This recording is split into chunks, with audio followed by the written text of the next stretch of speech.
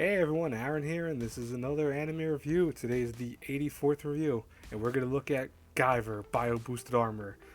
This is the 2006 version. Now, way back when, in the 90s, there was a series that came out. It was like a 13 episode series called Guyver, the Bio Boosted Armor. Which, by the way, you could change the format. You could put the Bio Boosted Armor Guyver, whichever one works for you. But that was I'm gonna review that actually also. Speaking of which, probably in a few weeks I'm gonna review that. But that was an older series, and it was very very dark and very mature for it. But that was only 13 episodes, and that was because during the time the manga wasn't even nearly done. It wasn't even close to done, and they thought, well, let's just do a series to get everyone more into the manga series, which is how anime works. Then in 2005, they restarted it and made a 26 episode long series called The Guyver the Bio Boosted Armor, which alone is the same title, but it's 26 episodes long, follows more of the manga storyline, albeit with some changes here and there. But overall, it's, again, the manga is not done yet.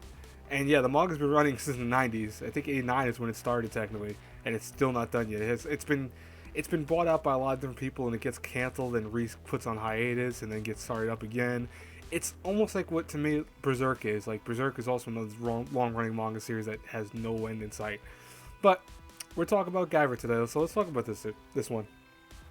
So Guyver, the 2006 or 2005 version, I'm sorry, is about Sho Fukumachi, who is your typical high school boy. He's got nothing really on the plate for him. He likes this one girl, Mizuki, and he's got a best friend named Tetsuro. And together, he's just curious. He's just a curious young man. He doesn't do anything per se that's memorable, and he's kind of like bored about certain things and all that. Then one day, him and Tetsuro are just walking, and he sees a weird item that early on in the very first beginning of this anime was dropped by someone who was running for his life against what looked like a monster. Now he doesn't know this, of course, so Sho looks at the device and picks it up and accidentally falls headfirst onto the device, activating the device, which he learns is called the Guyver unit. One of the Guyver units. There's actually more of them. And what they are is they're actually alien life forms that attach to their host, and while the host is the one in the control, they still are there. They're always present. And now Sho has actually, by accident, now become part of a huge conspiracy where there's actually a whole different group and organization that's coming after him now because they want the Guyver units. They want what makes him so powerful. Now, what's cool about the Guyver unit is when he activates it, he becomes a super powered being, which you can see right there is actually what he looks like. He's able to shoot lasers out of his main unit in the front. He's able to make those arm blades on his shoulders and his arms longer in size. And he actually has a chest beam where he can open his chest and reveal this giant cannon that he shoots out. Guyver was really cool in the 90s. It's even better now because it has some really nice updated visuals. It looks cool. It still has that mature element, but it's not as dark. They went for a more colorful tone to it to kind of get rid of the whole dark and depressing tone that the first Guyver had, because the first one, Sho was really destroyed by having the Guyver unit initially right away, and they kind of threw that at him immediately. Now, don't get me wrong, this anime is still very dark toned. A lot of what's going to happen very early on is it's going to be more comedy based because he's trying to figure out what this unit does and he doesn't understand it fully yet. But very fast, within I think the first 5 episodes, Sho's life is going to go from very boring to very in charge, and he's going to have to deal with a lot of mature elements. His things are going to happen to his family, things are going to happen to his friends and family in general. It's just Sho now is going to be almost seemingly alone. But is he alone? There are other people that know about the Guyver, and they might be siding with Sho.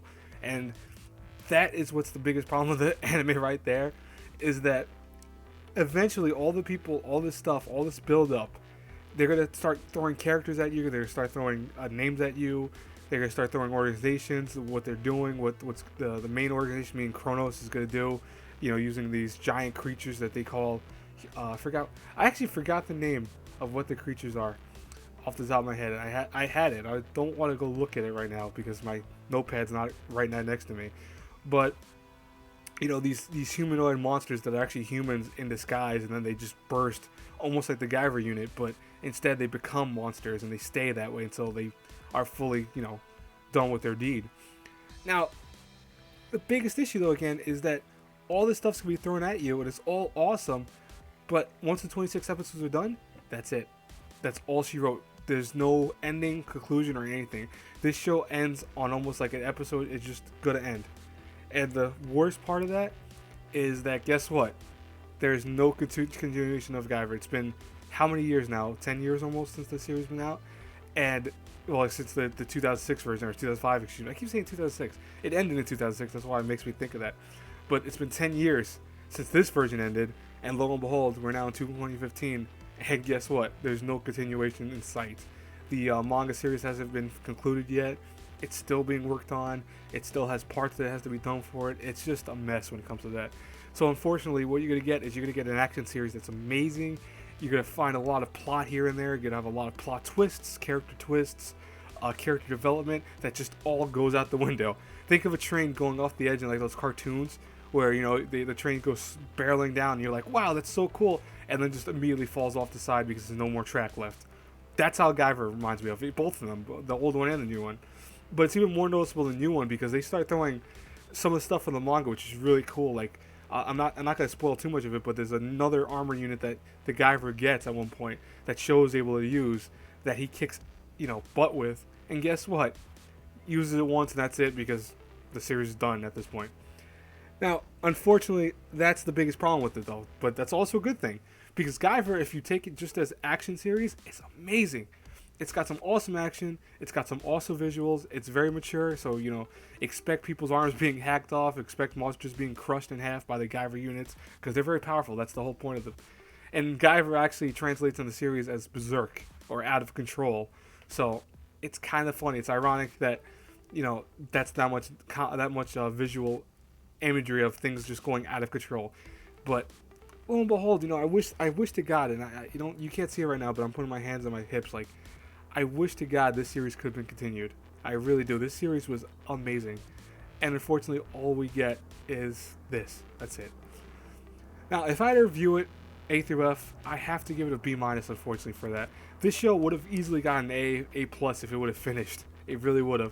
But because it just has that utter abrupt ending, the show, it gets hurt by it. Because they start throwing so much at you information-wise, and it's like an overload at one point.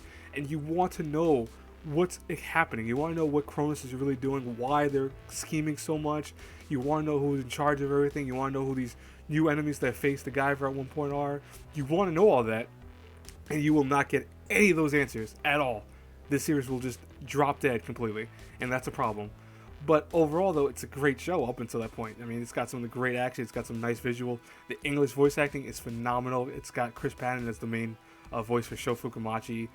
And I think Lucy Christian voices Mizuki, I think. I'm not 100% sure. So it's those two. And I really like the pairing of those two in shows. I mean, they did also Full Metal Panic.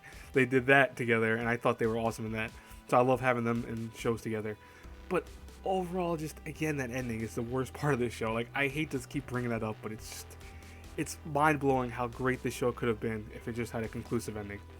But anyways, guys, that's it for this review. Again, B- not bad. It's a great show. Watch it. You'll enjoy it. Trust me.